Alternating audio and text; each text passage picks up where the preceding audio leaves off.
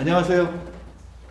국가교육국민감시단 사무총장 김정욱입니다. 작년 이맘때도 아마 푸드투데이 창간 14주년에 제가 또 이렇게 와서 말씀드린 적이 있는데, 또 오늘은 창간 15주년을 맞이했다고 하시네요. 창간을 축하드리고요.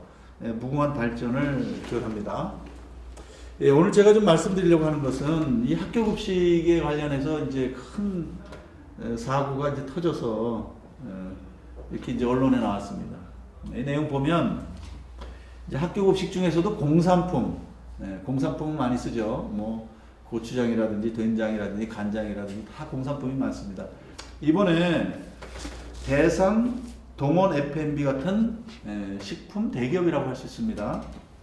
이런 회사들이 학교에 이제 제품을 납품하는 과정 속에서 하여튼 수천 개 학교 영양사들에게 억억 소리가 나는 이런 정도의 상품권, 내지는 무슨 포인트, 뭐 여러 가지를 하여튼 이렇게 제공을 했다가 이것이 이제 공정거래위원회에 문제가 돼서 과징금을 부과했다, 이런 기사가 지금 나왔습니다. 학부모들이 이런 걸 보시면 학교는 왜 이런가 하고 이제 걱정들 하실 텐데, 이거 지금 어떻게 개선해야 되느냐? 단기적인 처방이 있고요, 장기적인 처방이 있습니다.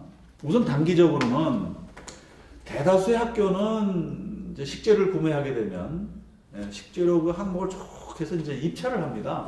공개 입찰, 공개 경쟁 입찰하죠.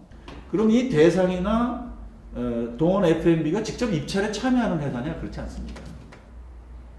대다수 그 학교의 식품을 납품하는 업체들은 그렇게 큰 규모의 회사들이 아니고요, 중소기업이거나 또는 개인 기업이 많습니다. 이렇게 가족기업, 이런 기업들이 이제 입찰에 응해서 뭐 이번 달에는 5개 학교 또는 10개 학교 이렇게 이제 납품하면서 생계를 이어가는 그런 형태의 이제 회사들이 대부분이죠. 학교에 지금 입찰을 할 때 그 입찰을 하는 사람들이 권한 중에 이런 권한이 있습니다. 뭐 100개 품목을 입찰을 한다 그러면 그 중에 공산품의 경우에 고추장이다 그러면 브랜드를 지정해서 입찰을 하는 경우가 많습니다. 그러니까 어떤 현상이 생기냐면 이 대상이나 동원 F&B 같은 회사들은 많은 영업사원들 또는 영업사원들의 줄기주기를 따라서 학교에 영업을 합니다. 예양사들을 찾아다니면서 좀 우리 제품을, 뭐 고추장이면 뭐 어느 제품을 좀 브랜드명을 지정을 해달라. 만약에 지정을 안 하고 입찰하는 게 참 좋죠. 안 하면은 이제 그 입찰을 한 그 회사가 이제 여러 그 고추장 중에 가장 저렴하고 가격에 맞는 걸 갖다 주면 됩니다.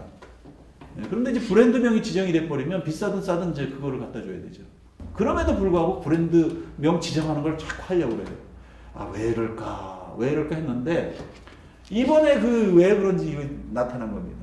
뭔가 커넥션이 있다는 것이 이제 드러난 거죠. 이게 지금 드러난 게 빙산의 일각 아니겠어요? 그래서 우선적으로는 지금 각 교육청이 급식 지침상에서 특정 브랜드 하나만 지정하는 이런, 그렇게 해서 공개 경쟁 입찰을 한다 그러면서 사실은 그게 공개 경쟁 입찰이 아니죠.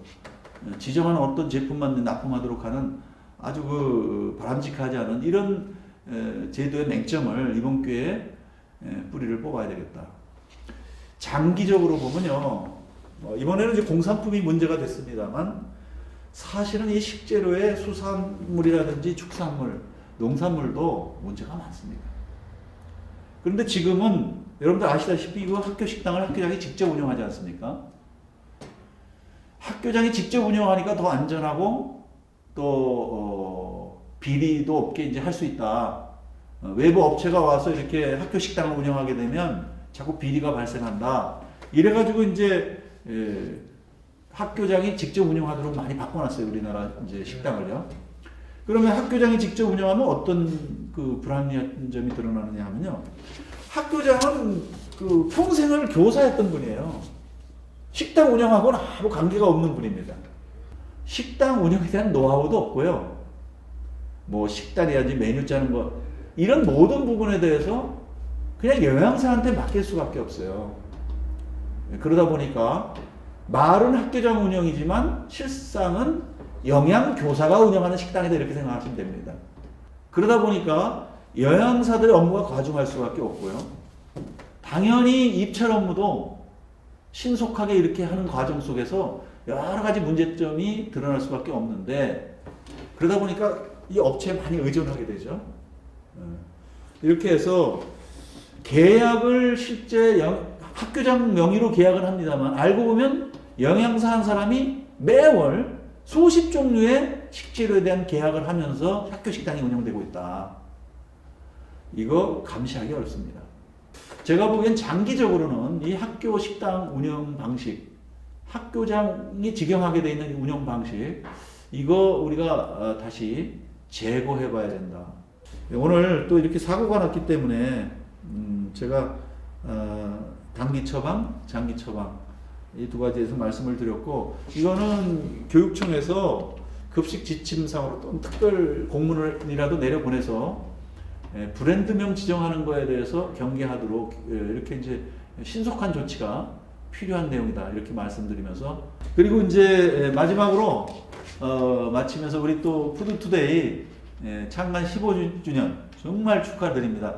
정말 우리가 푸드투데이가 특히 학교 급식에 많은 관심을 기울이고 또 이렇게 스피커 역할, 또 소통의 통로 역할을 해주셔가지고 학교 급식에 지대한 공헌을 하고 있는데 아마 계속해서 또 우리 사장님이나 모든 기자분들 지속적인 관심을 가지고 학교 급식이 발전할 수 있도록 이렇게 도와주시면 감사하겠습니다. 네, 감사합니다.